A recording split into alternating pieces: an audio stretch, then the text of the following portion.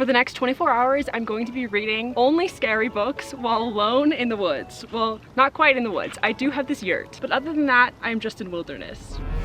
This is said tent, and this is said wilderness.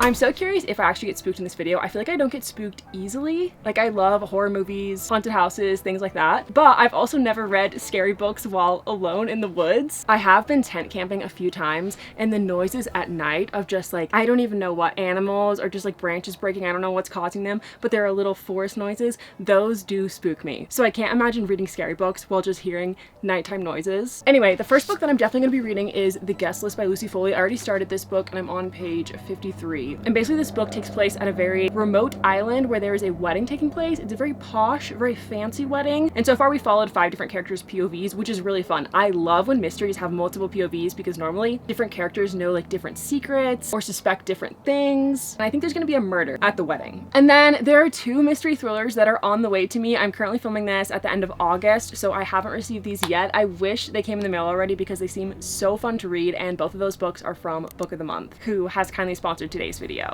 Hello, it is JustAli, and my Book of the Month box just came in. I got 2 books this month. The first one is Phantasm by Kaylee Smith, and the plot of this book literally sounds so good. Ophelia inherits an enormous debt, and Ophelia's sister decides to pay off the loan by entering Phantasm, a competition where contestants rarely escape alive and the victor is granted a single wish. And then the second book is Sleep Tight. This one says the sole survivor of a serial killer might hold the key to stopping a new spree of murders in this horror thriller. Both are books I don't think I ever would have heard of or found on my own, and that's my absolute favorite thing about Book of the Month. They are a book subscription box that offers their readers a curated selection of books to choose from, and I just trust Book of the Month's book taste so much. I'm also someone who suffers from huge bookish indecision. Well, honestly, indecision in my whole life, but especially with books, I'm always like, what do I want to read next? What book should I buy next? I don't know. So I love that Book of the Month just makes the process of picking your next read so easy. And I really love that their focus is on promoting new and emerging authors. And probably the absolute best part is that they offer the best price on new release hardcovers. You can get your first new release hardcover for just $5 with my code CARDIGAN. Like, that's crazy, that's insane. That's such a good price. So thank you again to Book of the Month for sponsoring this video. I'm genuinely so excited about reading both of these books this year. And with that, I'll let you guys get back to the 24-hour readathon. The next option is The Cheerleaders. This is a young adult murder mystery, and I love the tagline. It says, there are no more cheerleaders in the town of Sunnybrook. Basically, all the cheerleaders have died in this town in all different mysterious ways, which is very odd, very bizarre. And the next option, this is Fright Night. I've read a few books by her. They're very short. They're all under 200 pages, really big type, so they take like very short amount of time to read. So I just thought this would be fun if I need a good palate cleanser, or maybe when we get near the end of our 24 hours, if there's like 1 or 2 hours left, this would be a perfect little read. Ooh, wait, I just read the summary. I actually hadn't read the summary before. This honestly would be kind of perfect for my current setting. It says that Sophia isn't so sure about Fright Night. When she suggested it to her friends, she was only thinking of it as an excuse to get closer to Dylan. Now that it's happening, she's worried that spending the night in a remote forest is a bad idea. And I'm in the forest, in a pretty remote location. Then we've got the only one left. I think this is going to be the scariest book because I looked up the genre and it said thriller and horror, so this could be really fun. And this is by Riley Sager, who wrote The House Across the Lake, which I really like. And it says this is a gothic chiller about a young caregiver assigned to work for a woman accused of a Lizzie Borden-like massacre decades earlier. So I imagine some spooky things happen while this caregiver is working for this woman who potentially killed a lot of people. Like, that is very freaky. And then our last option is The Naturals by Jennifer Lynn Barnes. I read The Inheritance Game by Jennifer Lynn Barnes and loved it. I think this one's gonna be a mystery but more light and fun. It's also young adult. Our main character is 17-year-old Cassie, and it says that she's a natural at reading people. And then the FBI comes knocking. They've begun a classified program that uses exceptional teenagers to close infamous cold cases, and they need Cassie's help. So I think it's gonna be a really fun mix of characters of like a bunch of teens with all different skills working together. All right, let's get back to the guest list. Oh my gosh, and start our timer. How could I forget? That's 24 hours starting now.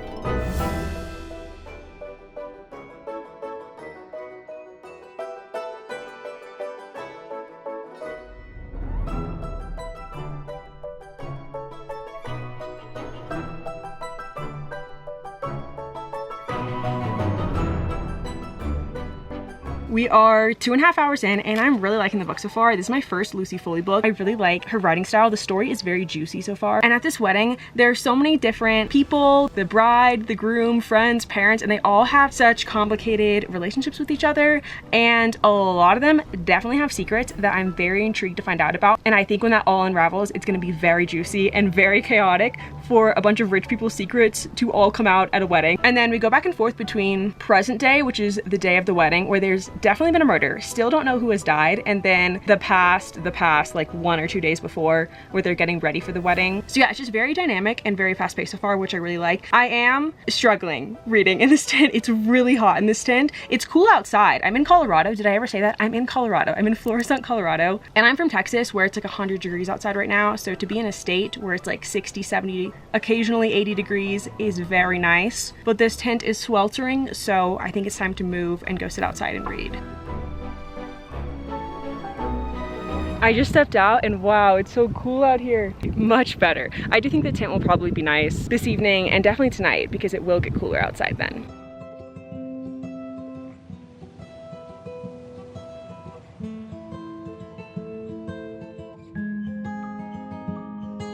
If spring is the season that wakes me alive, then fall is the season to contemplate life. Oh, yeah.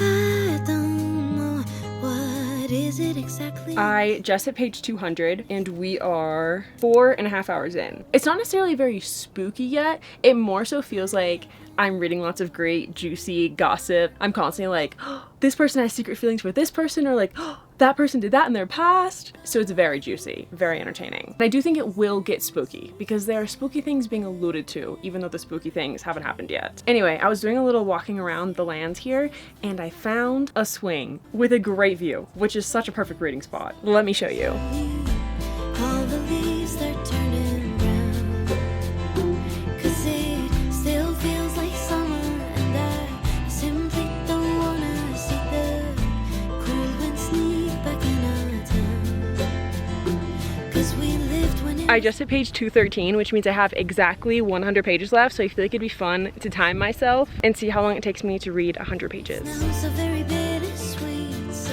I guess I'll just put on my favorite sweater and say goodbye to summer. Oh my gosh, big plot reveal, big plot reveal. I'm freaking out. I did not see this coming. Okay, this is getting good. Learn how to fly, and before I know it, it passes me by. Oh, I don't know why when life is beautiful, I start to fear it'll slip through my fingers and just disappear. Oh, yeah.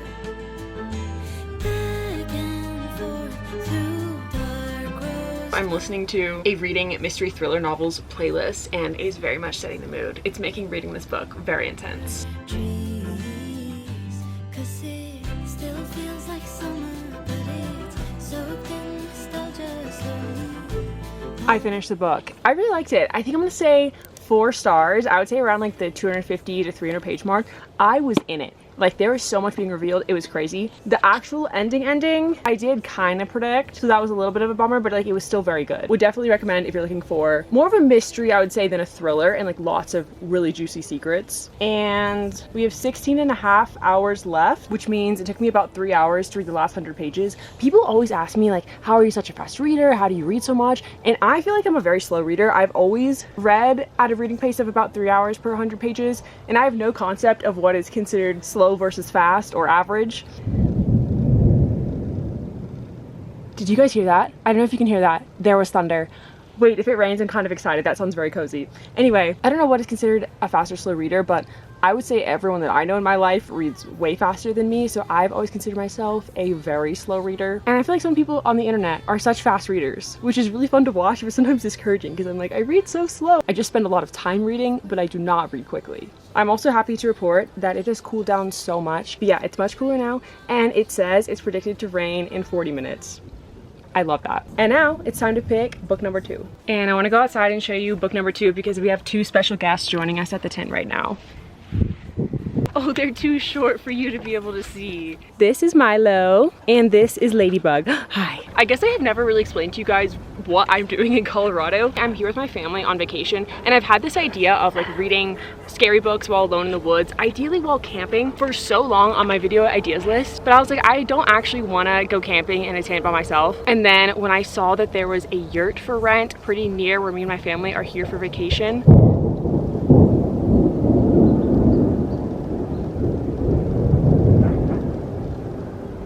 that's some loud thunder. Anyway, there's a yurt for rent very near where I'm staying with my family for vacation. I was like, this is my moment. I have to do this video idea. So I am staying in the yurt alone and like in a very remote location, but my parents are here. So I grabbed the dogs so I can hang out with them while I read. Anyway, let's talk book number 2. I'm definitely gonna go with The Only One Left, just because this one is like horror thriller, and I'm hoping it really does lean into the horror element. I want to be spooked. I want like a really scary book. Scary storm clouds. Looks like it's raining over there. Nothing's permanent, but change waves never crash in the same place. There's really not much you can do but marvel at the residue. 'Cause it still feels like summer, but it's soaked in nostalgia slowly. All the leaves they're turning brown. 'Cause it's still. There's a spider in here. This is the spookiest thing that has happened so far in this video. I don't know how to get him out. I don't want to kill him. I feel bad.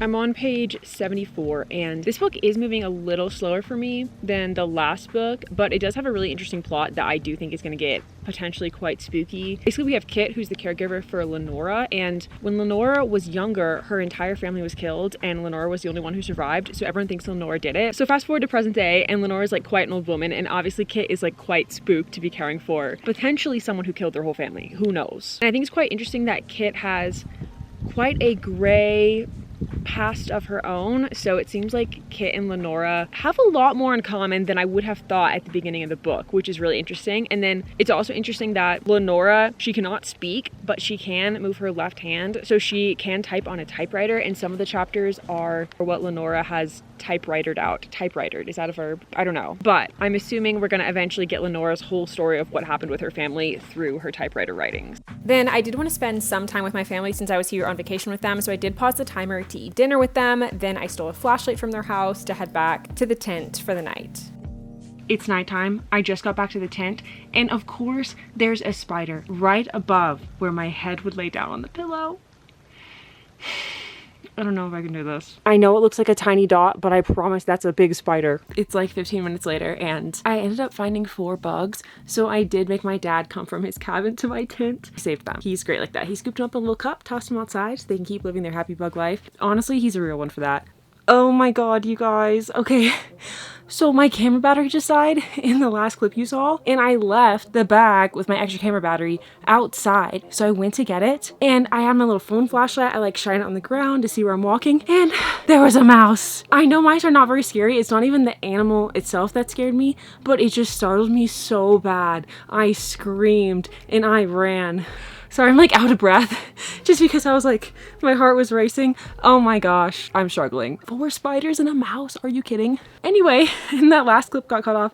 I think I was just saying, love you, Dad. And I think I am genuinely starting to feel spooked because in this book, it was going well. You know, like generally slightly spooky, things seemed a little creepy. And then chapter 17 happened. Chapter 17. And things just got real. Like, you know, in a mystery thriller book where it's like, oh, you're kind of suspicious of people, or like maybe suspicious things are happening, but then something happens where you're like, oh, I'm not just suspicious, like this is scary now. Like scary things are happening. That's what's happening. This house right here on the cliff is not safe. It's not safe. I'm scared for our main character. And you know, going into this challenge, I was so confident. I was like, oh, I don't spook easily. I love spooky things. I didn't really think about the alone part. Like, I love doing scary things with people. I like watching horror movies with my friends. I like going to haunted houses with a group of people. I don't do those things alone. And that's because they're scary alone. And now I'm scared. It's just like everything the character is going through. Like she's like, oh, I hear like a weird creaking in the house even though no one should be in there. And I'm like, oh my god, do I hear a weird creaking around me? There's literally no hardwood floor.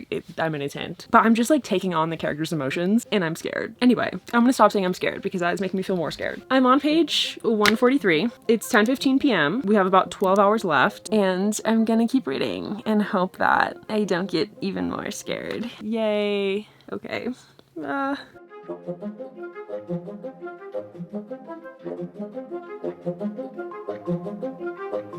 It's 12:30. I just hit page 232 and I might go to bed now. That feels so lame because it's not that late, but I'm just so sleepy. Reading all day, it makes you so tired because you're just laying around relaxing, and I'm finding that I'm kind of like rereading parts because I'm kind of zoning out. Not because the book isn't good, but again, just because I'm tired. So I feel like if I stop and resume in the morning, I'll comprehend what I'm reading way more. But I am really liking the book. I do think it does move, like I said, a little slower than the last book, but this one is definitely scarier, and I have zero guesses for the answer to the mystery, which is quite fun. I have no idea what's gonna happen. Okay, good night. Good morning. I swear there's something going on across the street. My neighbor's acting just a little too discreet. Yeah. He's taking trash out in the middle of the night. But when I see him in the day, he's so polite. Every morning he waves as I leave the door. But I see him buying bleach at the grocery store. Yeah. He's the founder of the whole neighborhood. I unfortunately have to check out of the yurt today, so I'm gonna go over to my parents' cabin to finish this challenge. They're not home today, they're out hiking for the whole day, so I will no longer be in a tent, but I will still be reading alone in a remote cabin. Say goodbye to the tent. Goodbye, tent. You were cute, but you did spook me last night. Close the windows, lock the door. It's late at night and I hear footsteps. Hello, new friends. Oh, I'm on page 307, so I'm getting close to the end, and this is my favorite part of every mystery, where everything is starting to unravel. You're starting to figure out all the answers. And I also feel like this part of a mystery is very make it or break it for my final review and rating, because the twist has to be good. Also, it's quite cool out today, which is quite different from yesterday where you guys saw I was sweating in the tent, so I'm glad that it feels like fall has arrived today. Never talks about his past, they say he's coy. I could just shrug it off and being paranoid, yeah. Women come over cause he doesn't have a spouse, but oddly no one ever sees them leave his house. What's supposed to go? I finished the book, finally. I think I'm gonna say, that's tough. I think I'm gonna say 3.75 stars. The ending was crazy. The last like 100 pages or 80 pages, everything that kept happening, never saw coming. Like I never in any way even remotely guessed the ending, and it was so unhinged in the best way. The only reason I'm saying 3.75 stars is I do just think I liked the guest list a tiny bit more. I feel like a lot of people disagree with me on that. This one had a way better ending, way better twist than the guest list, but I think this one moved more fast-paced throughout. Like we kept getting like secrets and different reveals throughout, and I also thought the characters in this one were so interesting. Versus in this one, I don't know if I really cared about the characters, but like their stories were interesting. And this is my second ever Riley Sager book, so fun to read now 2 books by this author. Anyway, time to pick book number 2. There's not a ton of time left on our timer. This book took me so long to read for whatever reason, but I have just over 5 hours left, which is not a lot of time to read a whole book. These are our 3 options. I think the smart thing to do would be to read Fright Night, because I think I could definitely finish this one in 5 hours because it's quite short, but I think I want to read The Naturals just because it sounds fun to break things up, because both of these books were mystery thriller, this one a little more horror-ish, and I think this one is going to be a mystery but a lot more fun. That's my guess just based off the summary, and something fun sounds nice today. Okay, let's start The Naturals. Hopefully I don't regret this if we're 5 hours in and I'm not even close to finishing.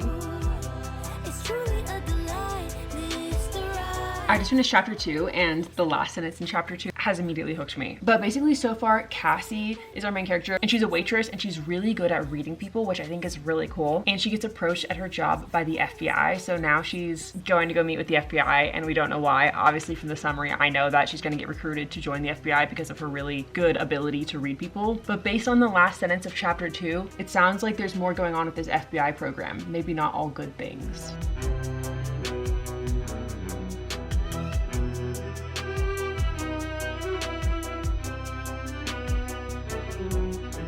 I just hit page 100 exactly, and there's 3 hours and 40 minutes left of the challenge, so now I'm like, wait, maybe I can read this book in 5 hours? Anyway, I think there's gonna be a love triangle in this book. Michael seems like really attractive. Like at first I was like, oh my god, Michael, the way Jennifer Lynn Barnes is describing him, is so attractive, but Dean is very quiet and mysterious, and just because there seems a lot more to unravel with him, I feel like he might be the endgame love interest, but I have no idea. I was Team Michael and now I feel Team Dean. Watch them literally not be love interests at all. I'm just like two attractive men, love interests. Anyway, I forgot how much I love Jennifer Lynn Barnes' writing. I haven't read any of her books since I read the Inheritance Game series, which I loved, and it's so nice to be back in one of her books. Her writing is just so fast-paced and addictive.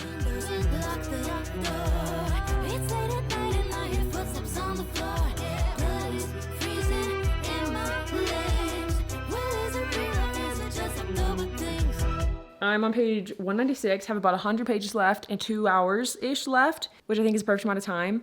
And I am in it. I'm so in this book. It's so addicting. It's moving so fast. Normally I think book 2 is the hardest book of the readathon because normally I start it like late at night and it has to keep me awake through the tiredness. But book 3 can also be hard because normally by this point in the readathon, like my head hurts, my eyes hurt just because I've been reading for so long. But this book has brought me back to life. When I was reading The Only One Left by Riley Sager, I was feeling that 24-hour readathon struggle, but not anymore. I'm alive, awake, alert, enthusiastic for this book.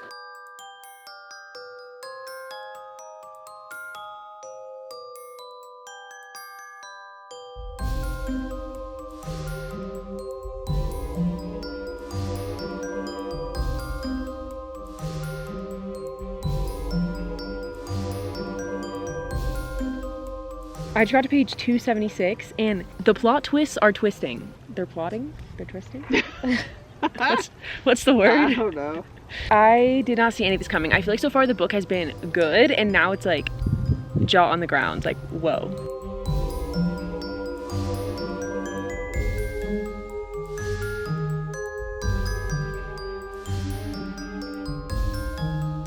We're done! I finished with exactly 7 minutes left, which is pretty perfect timing. And I really liked this book. I kind of want to just like stay up and binge the rest of the series, like buy all the ebooks. I'm not going to do that because I have been reading for 24 hours and my brain is a little bit like mush. But that's pretty impressive for a book at the end of a 24-hour readathon to make me still want to keep reading. The ending, absolutely crazy. The romance, I'm obsessed. There is a love triangle. I'm a Dean girl, I think, but honestly, I really like both of them, which is rare for me because normally in love triangles, I'm only team one guy.